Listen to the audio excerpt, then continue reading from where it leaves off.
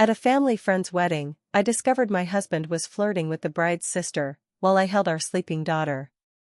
When I confronted him, he rolled his eyes and said, "You're too much of a mom now." I whispered in his ear, "You're about to be a memory," and by the time the bouquet was thrown, I had already filed for divorce. I never imagined my marriage would fall apart while holding my sleeping daughter at someone else's wedding.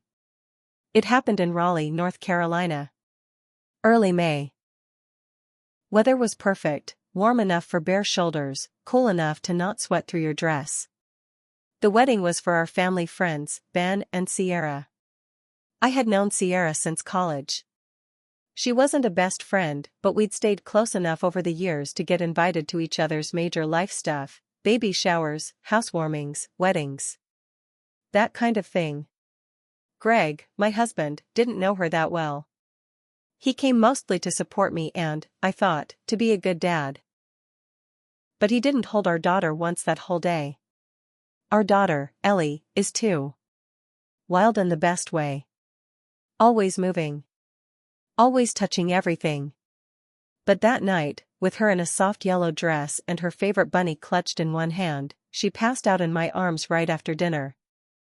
I didn't mind holding her. I've held her through way harder things. While everyone was dancing and drinking, I stood off to the side. I wasn't mad about it. I liked watching people have fun. I felt peaceful. Tired, but peaceful. Then I noticed Greg was missing. Last I saw, he said he was heading to get another beer. That was maybe 15 minutes ago. I scanned the crowd. He wasn't at our table. Not at the bar. Not with any of the guys he'd been chatting with during the ceremony. I finally saw him near the back patio area. He was talking to someone in a tight green dress. Her legs looked like they belonged on a magazine cover. It took me a second to realize who it was. Lacey. The bride's younger sister. She was the hot sibling. Everyone joked about it. Even Sierra used to say it. Lacey had this energy about her, like she could take over a room just by walking into it. She wasn't dumb, but she played ditzy when it worked in her favor. And right now, she was giggling, leaning forward, swaying a little like she was in her own private music video. Greg was watching her like he forgot I existed. I didn't move right away. I stood there, holding our sleeping daughter, staring at my husband smiling like a teenager with a crush. I watched his hand graze her lower back as she leaned in to whisper something. I watched her touch his arm when she laughed. I watched him not pull away. I watched her whisper something else, and Greg lick his bottom lip like he was tasting the moment. I started walking toward them. He didn't notice. Not until I was 3 feet away. He turned, his face dropping like a kid caught with his hand in a candy jar. "Oh. Hey, babe," he said, voice too casual. I didn't say anything right away. Then I asked, "What's going on?" Lacey stepped back a little. She didn't say a word. Just sipped her wine and looked around like suddenly she remembered this was a public event. Greg gave me this look, like I'd embarrassed him. Like I was the problem. He laughed. "Nothing's going on. You're doing that thing again." "What thing?" "Overreacting," he said. "You're too much of a mom now. It's like, everything's serious with you lately." I didn't yell. I didn't cry. I didn't make a scene. I just leaned in close, with Ellie's head still on my shoulder, and whispered right in his ear, "You're about to be a memory." His smile faded. I walked away. I went back to our table, sat down, and pulled out my phone. Ellie was still asleep, her hand around my finger. I opened my legal folder app. Months ago, after a suspicious text message Greg accidentally left open, I had started preparing for this. Just in case. My lawyer had drawn up preliminary divorce papers. All it needed was a push. I uploaded the wedding location, filled in the final details, and hit submit. By the time Sierra tossed her bouquet and the DJ played some old Maroon 5 song, I had already filed for divorce. I hadn't told Greg yet. I wanted him to enjoy his last moments as a married man. He thought he got away with something. He had no clue what was coming. The wedding ended around 10. Ellie was still asleep in my arms. I didn't say anything to Greg on the drive home. He kept trying to make small talk, like nothing happened. Like I imagined it all. He asked if I had fun. I didn't answer. He laughed it off. Said I was in one of my moods. I kept my eyes on the road. The next morning, I made pancakes for Ellie. I always did on Sundays. Greg came into the kitchen late, yawning, scratching his chest like he didn't ruin anything the night before. "You still mad about last night?" he asked, pouring himself coffee. I didn't answer. Just flipped a pancake. He leaned on the counter and smirked. "You know, you get like this when you don't sleep." I looked him in the eye for the first time since the wedding. "Greg," I said, "I filed for divorce last night." His smirk dropped. "What?" "You heard me. It's done. It's filed." He laughed once. "You're being dramatic. I already got the confirmation email. You'll be served by the end of the week." He looked around like he was expecting someone to pop out and say it was a joke. "You're not serious." "I am." He got angry. "Over a conversation? At a wedding?" I finally put the spatula down. "You've been checked out of this marriage for months." That was just the final push. "You don't touch me. You don't help with Ellie. You flirt with other women. You don't even care that I saw you." His jaw clenched. "You're blowing this way out of, you said I'm too much of a mom now. What did you expect me to do? Shrink and apologize? I gave birth to our child. I take care of her. You get to play dad on weekends while I carry the whole damn house on my back." Greg was quiet. Then he tried a different tone, soft, fake sorry. "Look, I was drunk. I wasn't thinking. I love you." "No, you love the version of me who wasn't tired, who didn't have stretch marks, who didn't call you out. That version's gone. You killed her." That night, he slept on the couch. Not because I told him to, but because I locked the bedroom door behind me. 3 days later, a process server showed up at his office. That's when things got nasty. Greg came home furious. He screamed about being humiliated. Said I made him look weak in front of his coworkers. "You did that to yourself," I said. "You wanted to act single? Now you are." He didn't speak to me for 2 days. Just slammed doors and stomped around like a child. He started doing petty stuff, leaving dirty dishes everywhere, unplugging my phone at night, hiding my keys. Then came the threats. He told me he'd fight for full custody. That I was emotionally unstable. That I had anger issues. That I was too intense to raise a kid properly. That's when I really snapped into gear. I started collecting everything. Texts, emails, photos. I took screenshots of every time he went out late, every time he missed daycare pickup, every time he left me and Ellie stranded while he played golf with his buddies. I pulled receipts from our joint account showing him spending money on bars and hotel rooms. I was done playing nice. Greg didn't know it yet, but I was going to expose him for the man he really was, in court, in front of a judge, in front of everyone he pretended to impress. He picked the wrong too much mom to mess with. About a week after Greg got served, he tried love bombing me. Flowers showed up at the house. Twice. Big, expensive arrangements. Roses, lilies, orchids. One had a note that said, "Let's not throw away what we built." I didn't even bother moving them inside. I left them on the porch until they wilted and turned brown. Then came the texts, long ones, where he called me his whole world and said he messed up but didn't cheat. That flirting isn't betrayal. I didn't answer. He switched tactics again. Said I was being cruel, that Ellie needed both parents under one roof. that a divorce would damage her forever. I told him, what damages a kid is seeing her mom disrespected and ignored. That shut him up. For a few days. Then, right when I thought things couldn't get lower, my best friend Jen called me, her voice shaking.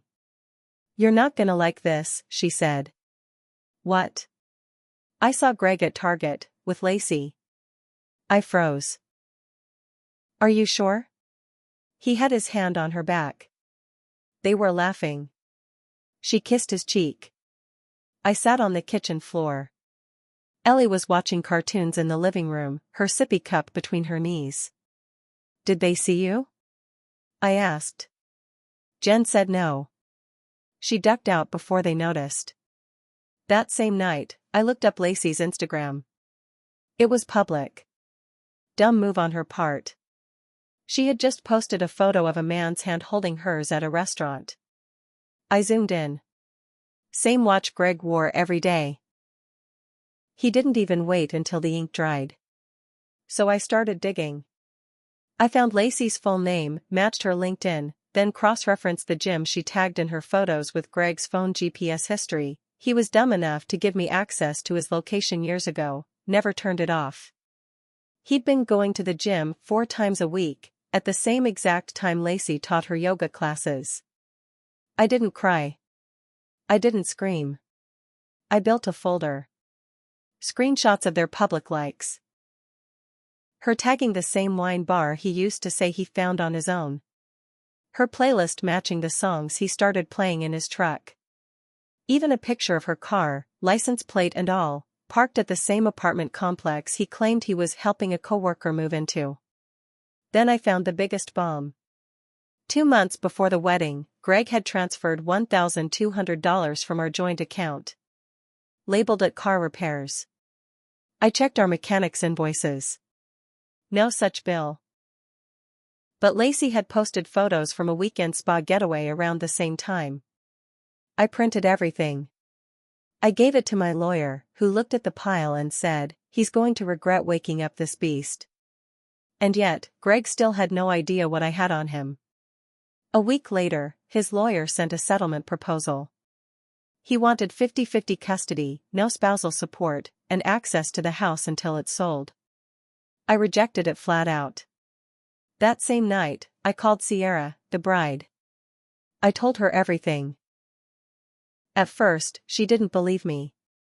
Lacey would never do that. So I sent her the photos. The wine bar. The car. The hands. The timeline. She went quiet. Then she whispered, "That little." I told her to stay away from Greg. "You told her?" I caught her texting him once. She said it was harmless. Said you were too uptight. I felt my stomach twist. "You knew?" I didn't think she'd actually. "I'm so sorry." 3 days later, Sierra sent me a screenshot. It was a text she sent to Lacey. "You're not welcome at my house anymore. You're dead to me." One less ally for Greg. But I wasn't done. I had one more move to make, and it was going to be public. I waited for the court date. It was scheduled for a Monday morning, 2 months after I filed. The custody hearing, financial division, everything. Greg thought it was going to be easy. He walked into that courthouse in a new suit, holding a coffee like he was heading to a casual meeting. I wore all black. Not for mourning, for war. He smiled at me before we entered the courtroom. That smug, cocky smile he used to flash when he lied to my face. He didn't know I had brought a binder. A full, tabbed, color-coded binder. Emails, photos, screenshots, even a time-stamped copy of every missed daycare pickup he bailed on while I stayed late at work. When it was my turn to speak, my lawyer handed the binder to the judge. Greg started to shift in his seat. I told the judge everything. Calm. Steady. Facts only. I explained how he abandoned parenting duties, lied about finances, and used our joint account to take another woman on vacations while pretending to be a faithful husband. I showed proof he'd been at Lacey's apartment on nights he told me he was working late. The judge read through it in silence. His face turned grim. Then it was Greg's turn. His lawyer tried to say I was emotionally unstable. That I was trying to punish Greg out of spite. That I turned their daughter into a weapon. That's when I pulled out the last document. One Greg didn't expect. An email. Dated 2 weeks before the wedding. Sent from Greg to Lacey. I had found it when I logged into the cloud account he forgot to log out of. The subject line was, "Can't wait until after the wedding." The message said, "Once this divorce goes through, we won't have to sneak around anymore." The judge asked Greg if that was his message. He didn't deny it. That was the moment it all flipped. The judge ruled in my favor. I got full physical custody. Greg was granted supervised visits every other weekend, pending a parenting class. No overnight stays for 6 months. He had to vacate the house within 30 days. I was awarded majority of the marital assets, including the house and the car. Then the judge spoke directly to Greg. "I've seen a lot of parents come through here. But you, sir, treated your wife and child like background noise while chasing someone who should have been off limits. You don't need shared custody. You need to grow up." Greg's face turned red. He looked at me like I'd stabbed him in the chest. But I just stood there. Calm. Solid. He stormed out before the hearing was even over. But karma didn't stop in the courtroom. 2 weeks later, Sierra texted me a photo. Lacey had posted a new update, her and Greg sitting at an outdoor cafe, smiling like they were the ones who won. I laughed. It was cute how proud they were. 3 days after that, Sierra sent me another update. Lacey had been fired from her job. Apparently, her manager saw the photo of her with Greg, then found out she'd been dating a married client during business hours. Lacey had used company time and a company car to meet him. Violated policy. Boom, terminated. And Greg? He got laid off a month later. His boss caught wind of the court case. The family man reputation he tried to keep at work shattered. Clients didn't like scandal, especially not ones that go viral in small-town circles. People talk. And Sierra talked to everyone. He moved in with a buddy in Durham. Small 1-bedroom. No furniture of his own. His credit tanked. And Lacey? She dumped him after 6 weeks. She moved to Florida and didn't say goodbye. Greg begged me to reconsider. Said he wanted to be a real dad. That he missed Ellie. That he messed up but deserved a second chance. I didn't answer right away. Instead, I printed out the old text he sent me, the one where he said I was too much of a mom now. I framed it. Hung it above my new home office. Then I sent him a photo of it. No caption. I never replied to him again. I focused on Ellie. On healing. On growing into the kind of woman I used to be proud of, before I shrunk myself to fit inside a marriage that never deserved me. Some people might say revenge is petty. But this wasn't petty. This was survival. This was showing my daughter what strength looks like. What self-respect sounds like. What happens when you bet against a mother who's done being silent. Greg became a memory. Just like I promised.